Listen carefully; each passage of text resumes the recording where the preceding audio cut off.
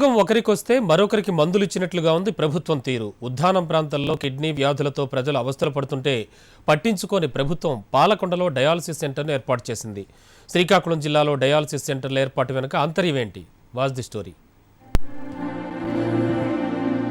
శ్రీకాకుళం జిల్లాలోని ఉద్దాన ప్రాంతమైన సోంపేట, కంచెలి, కవిటి, వజ్రపుకొత్తూరు మండలాల్లో కిడ్నీ వ్యాధులతో జనం అల్లాడుతున్నారు.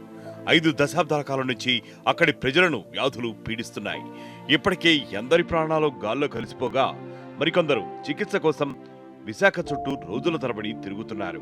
ప్రభుత్వ లెక్కల ప్రకారం 5 దశాబ్దాల కాలంలో 20,000 మంది కిడ్నీ వ్యాధితో మృతి చెందారంటే సమస్య ఎంత తీవ్రంగా ఉందో అర్థమవుతోంది.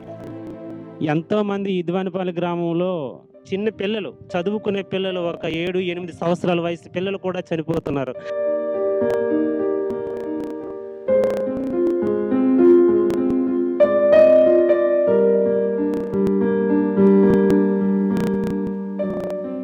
అక్కడి ప్రజల ఇబ్బందులను తెలుసుకున్న జనసేన అధినేత పవన్ కళ్యాణ్ తన టీంతో వెళ్లి బాధితులను పరామర్శించారు. ప్రభుత్వానికి 48 గంటల డెడ్ లైన్ కూడా విధించారు.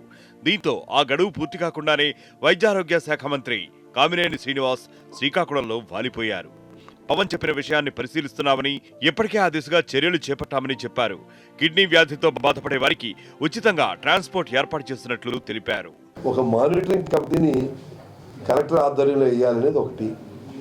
2, వీళ్ళందరికీ ఇక్కడ కొత్తగా డయాలసిస్ యూనిట్లు పెట్టిన తర్వాత ఒక స్పెషల్ ఆఫీస్, ఒక ADMHO only for this dialysis, ఈ 7 మండలాలకి ఈ ప్రోగ్రామ్ని చూస్తానికి.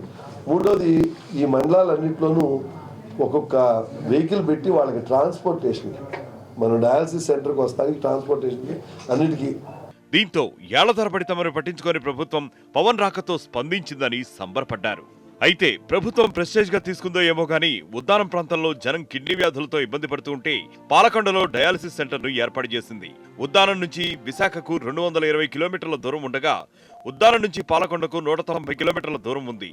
మరి పాలకొండలో డయాలసిస్ సెంటర్ ఎందుకు ఏర్పాటు చేశారన్నది అర్థం కాక సిక్కోలు వాసులు తలలు పట్టుకుంటున్నారు.